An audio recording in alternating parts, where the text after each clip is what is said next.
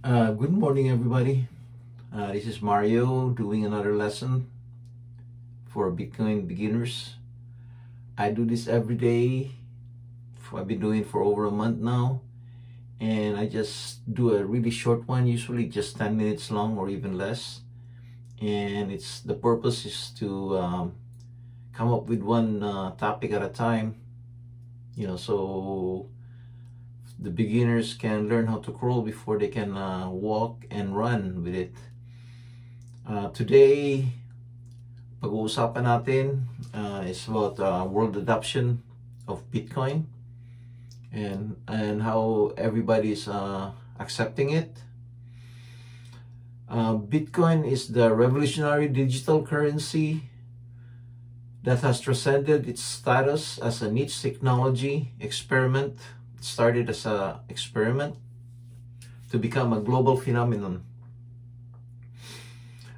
Ang Bitcoin ay ang adoption niya ay lumalaki ng lumalaki at saka challenge na niya ang traditional financial systems, which is basically the fiat money, and reshaping the future of money.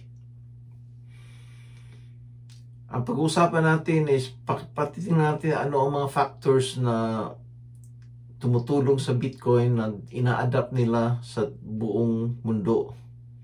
At saka yung mga implikasyon niya for the global economy.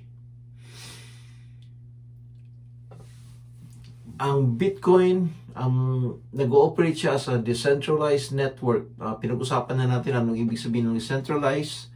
Ibig sabihin ng decentralized is walang gobyerno o tao ang nagkokontrol ng Bitcoin. Ginagamit siya sa buong mundo at saka ang nangyayari nito, meron silang tinatawag na peer-to-peer transaction na nangyayari sa buong mundo. Itong borderless nature ng Bitcoin nagpapalakas sa mga tao na sumama o nagpa-participate sa global economy na hindi na kailangan ng mga intermediaries or traditional banking system. So, nangyayari, kasi walang gobyerno ang nagkokontrol nito, kahit saan nangyayari, worldwide, pwede ka magpadala ng pera na walang nakikialam. So, ang nangyayari nito, maraming tao na yung mga malalayo o nasa bundok nakatira na walang mga bangko o walang paraan na maka-avail sa mga services ng bangko, nagbibigay sila ng tulong sa mga Bitcoin. At saka nakakatulong rin sa mga kagaya sa Pilipinas, maraming OFW na nagtatrabaho all the time, na palaging nagtatrabaho, na walang tsansa na pumunta sa bangko. Pwede sila na magpadala ng pera through yung peer-to-peer Bitcoin transaction. So, mga tao, pwede na silang magpadala at makatanggap ng pera kahit na wala silang paraan na paano gawin yun. At saka, isa pa, ang pagpapadala ng pera through Bitcoin, mura lang at saka mabilis, nasisettle agad kaysa yung dadaan ka ng may intermediary. Lahat naman tayo, papadala ng pera, gumagamit tayo ng ng iba-ibang third party, and it has to clear, and you have to connect it sa bangko mo. With Bitcoin, diretso, as long as meron kang Bitcoin wallet na magpadala at saka yung papadali mo may Bitcoin wallet rin, mabilis at saka mura lang.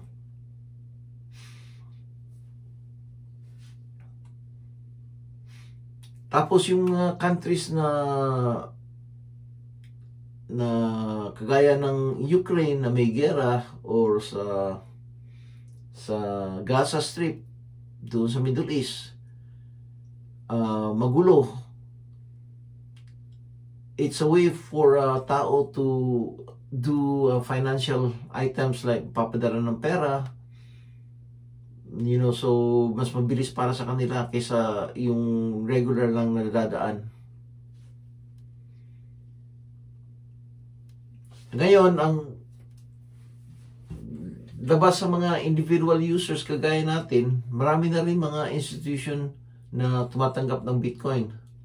Mga hedge funds, mga asset managers at saka mga corporation, nakikilala na sila sa Bitcoin at tapos ginagamit nila as a legitimate store of value and an essential components of diversified investment portfolios.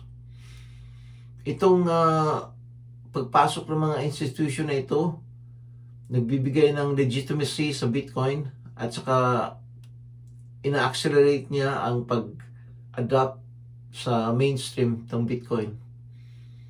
So, hindi kagaya pag-umpisa ng Bitcoin na noon wala pa nga naniniwala ng Bitcoin eh. Akala nila ano lang yan, yung scam lang yan.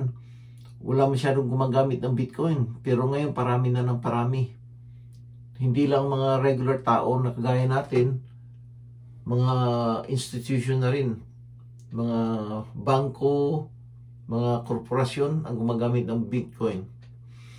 Ngayon na tinatanggap na ng mga institution yun, ano mo ba nangyayari? Ang mga gobyerno na meron ng regulatory clarity, ibig sabihin yung governments nagde-develop na sila ng framework paano pag-regulate ng cryptocurrencies.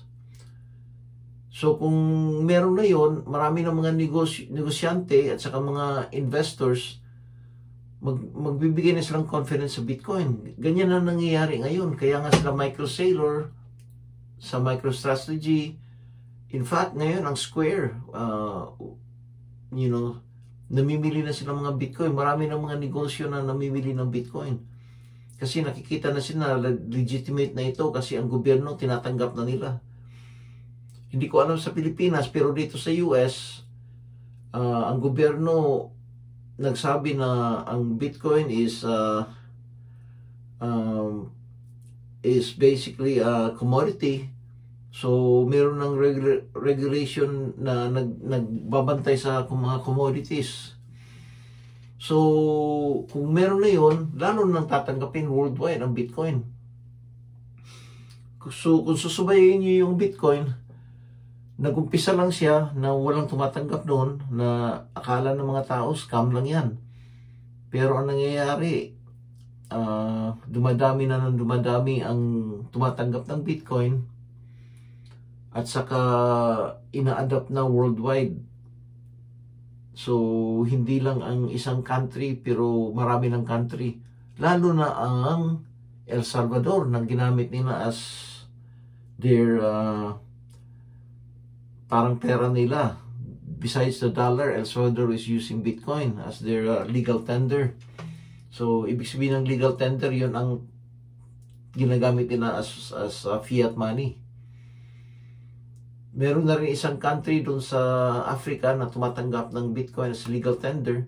At saka marami ng countries na bumibili ng Bitcoin, na may hawak ng Bitcoin. Kasama na ang United States noon. So hopefully ang Pilipinas will do the same thing. Hindi natin alam paano ang Pilipinas kung tinatanggap na ba nila ang Bitcoin as kasi ang balita ko hindi na sinirado na nila ang Binance. So worldwide tinatanggap na ang Bitcoin pa konti-konti, pero hindi pa all over. Marami pang countries na hindi naniniwala ng Bitcoin. Pero nagbabago na 'yan. Dumadami ang tumatanggap ng Bitcoin. There's so many countries buying Bitcoin right now. I think there's 5 or 6 countries na namimili ng Bitcoin. Lalo na mga Arabo na countries. Marami silang yung gobyerno nila maraming pera na naka-reserve lang. So instead of putting it in fiat na kinakain ng inflation taon-taon, na lumiliit ang value, punta na sila sa Bitcoin. Noon bumibili sila ng gold as their reserve.